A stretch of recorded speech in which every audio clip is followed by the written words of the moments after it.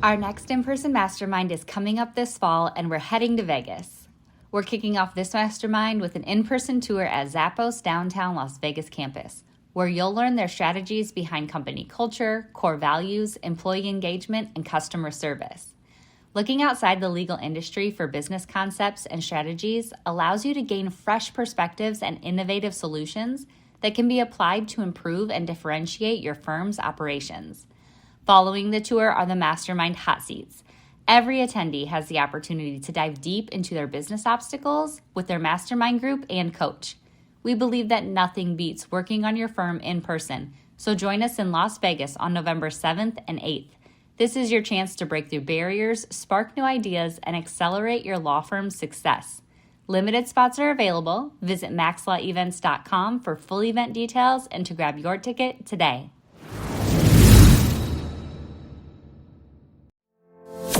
Run your law firm the right way. This is the Maximum Lawyer Podcast. Your hosts, Jim Hacking and Tyson Mutrux. Let's partner up and maximize your firm.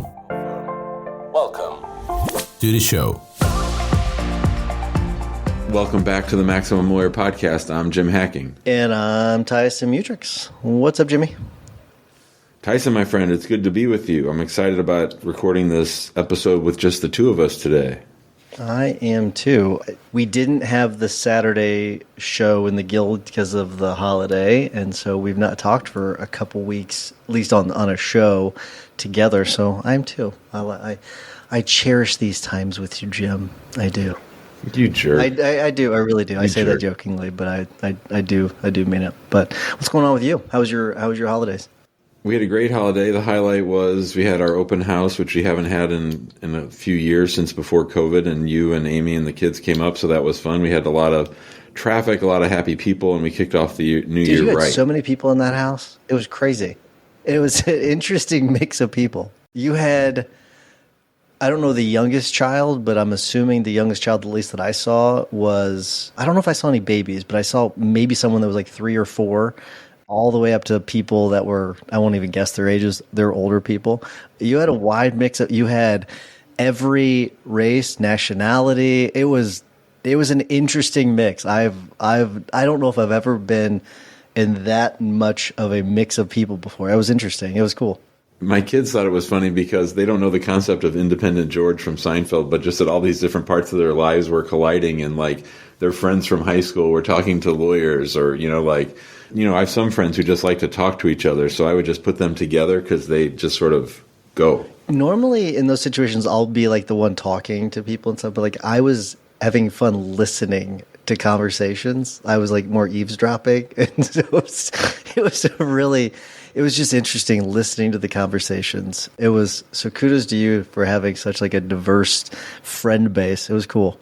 Awesome. Well, I think we got a good topic for today, and it comes out of a recent discussion I was having with one of the members in the Guild. And, when someone joins the Guild, usually their first order of business is to come to one of our Monday meetings. So at 8 a.m. for me and 11:30 for you, we meet with whoever wants to show up for the Guild that week and talk about their goals for the week, or their one thing they're going to get done this week to move their firm forward. And then we alternate on Fridays at 11:30 checking in. And then if there's a new member, they have the option of staying on that call and meeting with you or me to talk about what the Guild is about and what happens there and all that good stuff. So I was talking to one of the new members, and they were kicking around the idea of hiring someone to help them with something. And, they were in a pretty specialized legal field, as I remember. And I just left myself a note for a podcast episode because I think a lot of law firm owners hold themselves out as experts. Like, so for me, that would be immigration. For you, it would be personal injury. And we do develop an expertise. But we talk a lot about on this show and in the big group and in the Guild about, getting rid of the things that you're not really good at or that aren't your strong suit. But there's so many law firm owners who fight that and who want to try to do 7 different things. They want to do their bookkeeping. They want to do their intake. They want to do their marketing. They want to do their operations and they want to handle cases. And so what I wanted to talk about today is this sort of disconnect where we're holding ourselves out as legal experts, and we want people to hire us based on our expertise, and we understand the value that we bring people based on our expertise, but we don't see that as consumers ourselves. So I wanted to throw that out there for you. Yeah, I do agree with. I think this is a problem in any business. I don't think it's just specific to lawyers, but I do think it's like I see my dad. My dad's a mechanic, and he's the same way. You know, he runs a business and he has problems letting go of things, but I think it is a common problem. It's something we do to our detriment for sure. You know, let's try to like dissect this a little bit, because I do like off the top of my head, I kind of think there's a few reasons why that is. One, I think it's partially because it's like the way we've always done things. So you start with just you know, you're doing the bookkeeping yourself, you're doing the marketing yourself, and you expand, and you kind of hold on to these things, and you're afraid to let go of these things. I think another reason might be that they think that they're the only ones that can do it, right? So they think that they're the best, and if they give it off to someone else, it's going to go to crap. I think some of it's hiding. I think some of they like to hide things from people. I think that may be another reason. Maybe things are not as great as what they tell people they are, or that they tell their employees that they are, and that may be another reason. But I think there's a variety of reasons. It doesn't matter what the reasons are. But I do think it's important that I guess it is important to know what they are, just because that way you can kind of diagnose it a little bit. But no matter what, I mean, like, for example, like you might want to say that, you could probably say that about SEO with us, you know, where we had hired a company for a while, but we've decided to bring it in-house. But we are relying on an expert. We hired an expert, they're in-house, and now they're just full-time with us. And so we just shifted gears. But I know I'm guilty of many things too, where I don't rely on experts as much as I should. But I wonder how. So this came up as a topic with a guild member. Did any of this? Because a lot of times you bring things on the show because they've affected you, and not necessarily because of someone else. So you're very good and open about that. Is there something that is going on in you in your firm that you're like, I need to do a better job of this? No, I think there's a lot of problems that I have and a lot of things that I do that I shouldn't be doing. But this particular thing, I've always been sort of leaning more towards the side of getting help. And, you know, I know how to edit a YouTube video. I know how to upload a YouTube video. I know how to rip audio. I know how to make a podcast. I know how to send a package in the Federal Express, right? So I've never really had this particular dysfunction when it comes to owning a law firm, but I do sometimes find myself pulled back into doing things that I don't wish I was doing. So maybe that's where it's coming from. But, you know, just sometimes things catch my ear when people say things, and I just think, how can we hold ourselves out as experts if we're not willing to use the expertise of others? I mean, you know, I think some classic things that we see with law firm owners that they probably shouldn't be doing and should be relying on people who do that thing every day is bookkeeping and numbers. I mean, you could spend all day looking at your numbers, running reports, inputting data, extracting data, when if you just got someone who knows QuickBooks inside and out, you know, you save yourself all kinds of time and allow you to develop your expertise better. I mean, your time is more well spent studying your craft and studying your field and getting better as a practitioner than it is being, you know, sort of good at lots of different things. May I propose that maybe the question's the wrong question that you're asking? Sure. That maybe is, how can you really be the expert that you say you are when you don't rely on the expertise of others, because you are wasting so much time doing those other things? Yeah. I mean, you know, I have this immigration answer show where people call and ask me immigration questions, and I know that I should be spending more time staying up to date on the latest immigration news. And sometimes I don't know the answer when people ask me something. There's this new pilot program that the Department of State has, and I was like, I don't know, I got to go look it up. So I think that if we are truly wanting to be an expert, spend more time getting good at what you're good at versus, you know, covering up things that you're sort of halfway good at. I think what you said there it's a little different, because there's a lot of value in doing what there's a ton of value, as you know, in you're doing your immigration answer show. So doing that, because I don't want people to have this excuse, oh, I shouldn't be doing this marketing activity because Jim says I should be off spending time on my craft. And that's not what you're saying. So I think what you're saying there is a little bit different. But I do think that maybe we need to spend a little bit more time on, because you and I talk a lot about business and marketing and management and all that kind of stuff, and operations and systems and everything else. But there does need to be a part that's just a given that you need to dedicate time to your craft. And even if you're just running your business and you've got someone else that's really, like you're the CEO and there's someone else that's running the cases, you still need to understand the business, because understanding your craft is understanding the business. It's like someone that is, if you're making cars, right? If you're running Tesla, guess what? Elon Musk knows a lot about cars. He knows a lot about engineering. He knows his craft.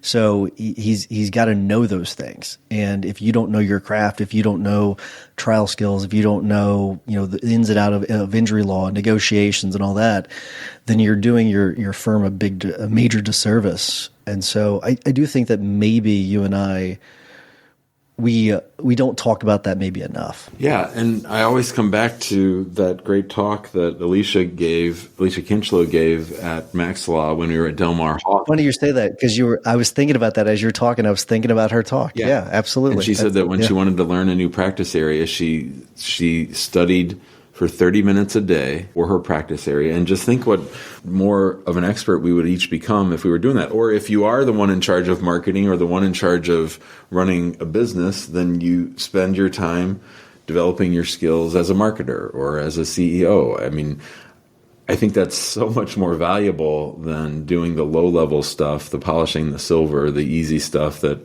you said is sort of a form of hiding. I think that's right. And it's also a form of not pushing yourself to get better. So you're talking like the 30 minutes a day and all that. I wish I could remember who said this, but this person was talking about how rather than read like 20 new books in a year, read one book a year and read it again and again. That was yesterday. I saw that yesterday. Someone said that on social. Oh, it may have been. You may have seen it yesterday. This is something I saw like months ago, but it definitely got me. It was around the time that I read A World Without Email by Cal Newport, and it was right around that time frame where like I kind of like was sort of obsessed with that book, and I still am. I think the whole concept is amazing, but I wonder. So if I kind of zero back in on what we're talking about, I wonder if you, when you do kind of focus on your skills, if you do kind of focus on like one skill set at a time until you've really mastered that skill and then move on to the next one.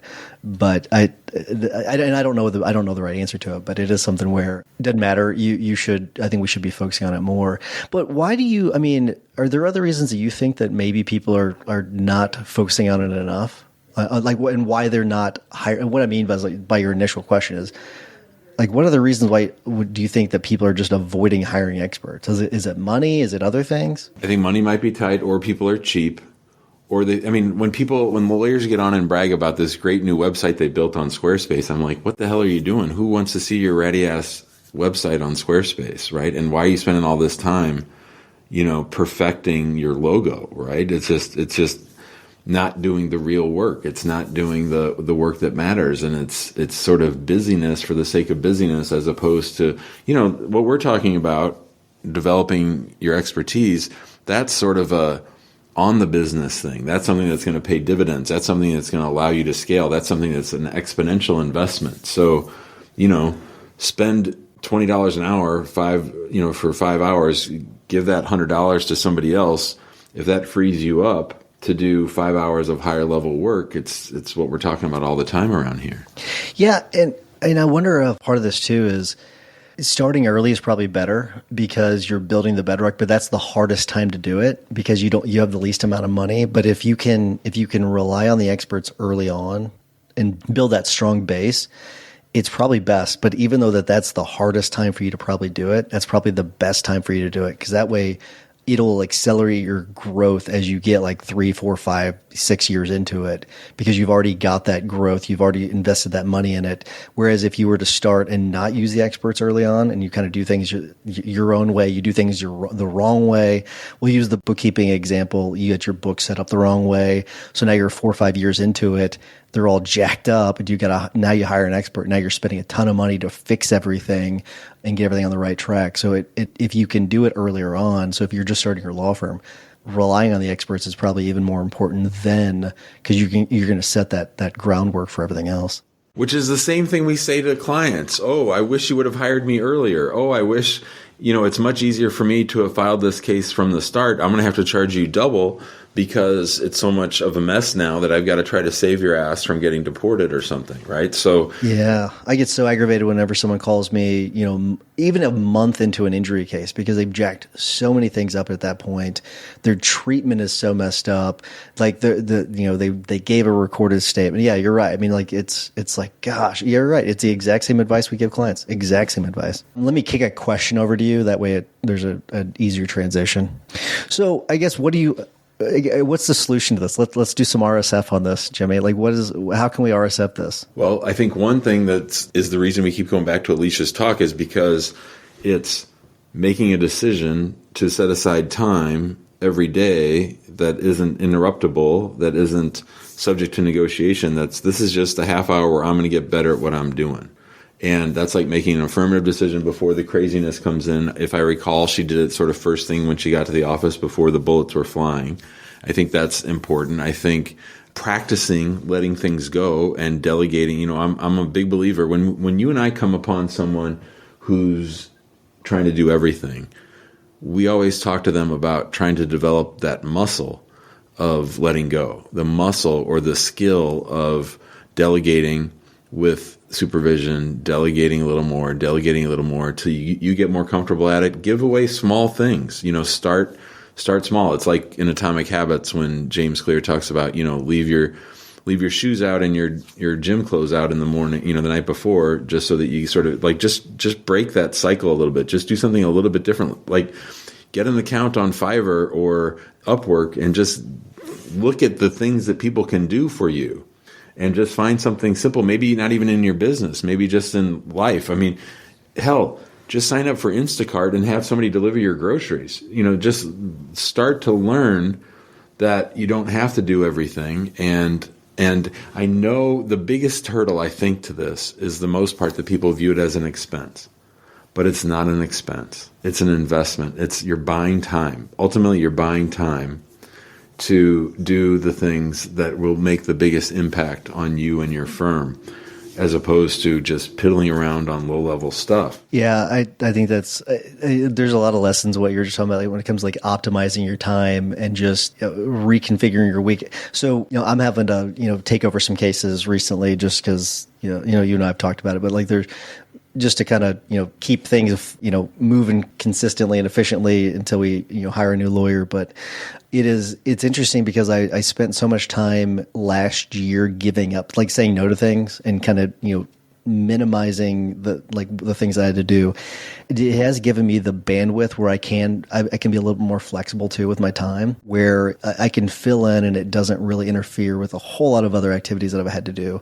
So there's a lot of other benefits to it where sometimes we talked about, getting dragged back in a previous episode. When you've optimized your time like that, it does give you that flexibility where you can adjust it, where you've kind of zeroed in on the things you should be doing the most. But whenever you do have to, inevitably step back in on a couple roles just to fill in, it allows you to adjust. And so there's that flexibility is there, and it gives you that bandwidth. And I mean, I don't think I could go at this click at this pace for, a year, but it does allow me to, because I've got that flexibility to go for extended duration until we can kind of fill the gaps. And so there's other benefits to it whenever you are relying on those experts, whenever you are, freeing up your time, you're optimizing your week, whenever shit does hit the fan. Yeah, and remember, just try experiments. You don't have to declare this is how it's going to be forever.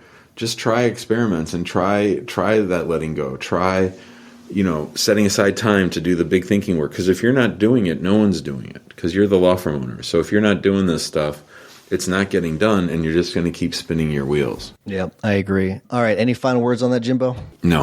All right, so I'm going to wrap things up. Before I do, because I enjoyed this talk. I think it went in a few different areas I didn't think it was going to go, but I do want to wrap things up because we're running out of time. For those of you that are not yet in the Maximum Lawyer Facebook group, join us there. Just search Maximum Lawyer on Facebook, and I can't I can't imagine how many thousands or tens of thousands of, maybe hundreds of thousands of posts inside of Facebook. So if you name the topic, it's gonna be in there. So check us out there if you want to, higher level conversation with guild members and the ability to go to masterminds across the country. We'll be in Scottsdale soon. We'll be all over the country. Vegas later on this year. Join us in the guild. Go to maxlawguild.com. And if you've gotten a benefit from this podcast over the years, or even recently, join us or give us a 5-star review. If you would do that, we would really, really appreciate it. And it helps us spread the love to other attorneys that need the help. Jimmy, what is your hack of the week? So my hack of the week comes from our friend Michael Edelman from Infusionsoft. He suggested that we check out a podcast called Tetragrammaton. I don't know. I've never heard of it. Hold on. Is Michael Edelman still at Infusionsoft? No, he's on his own, but okay. That's where we know him from. Yeah, okay. So he suggested this podcast called Tetragrammaton with Rick Rubin. I don't know who Rick Rubin is, but he Rick did Rubin's an interview. Like a music guru. Yeah, Rick Rubin's a big deal. Yeah. Well, he's also a pretty good interviewer, and this interview is with Mark Andreessen, who created Netscape and is a VC guy who started one of the first VC firms called Andreessen Horowitz. And I mean, I'm about a half hour in, and it is so good. It's a lot about the startup culture and startups, the biggest problems that startups have. And Rick asked him, what's the biggest problem that causes companies to fail? Do you know what he said? I think most people say cash, but I'm sure he's going to say something different.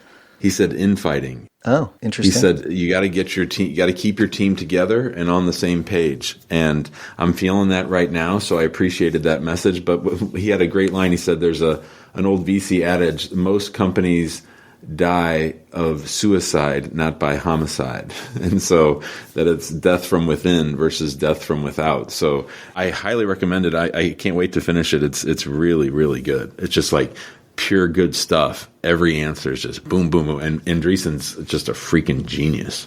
Yeah. Okay. So I'm going to shift gears then. I'm going to give you a different tip of the week because it'll be consistent with what you just gave. The tip I have then is look up the Rick Rubin interview with Andrew Huberman. And that was a really good one too. What was really interesting about that interview, Andrew Huberman was interviewing Rick Rubin. They're apparently really, really good friends where their families spend time with each other and everything. But he talks about what he found to be really interesting, and you might really like this, Jimmy. You know how we talk about, physical activity, but keeping the mind quiet? Rick Rubin has this exercise, and it's one of those things for creativity.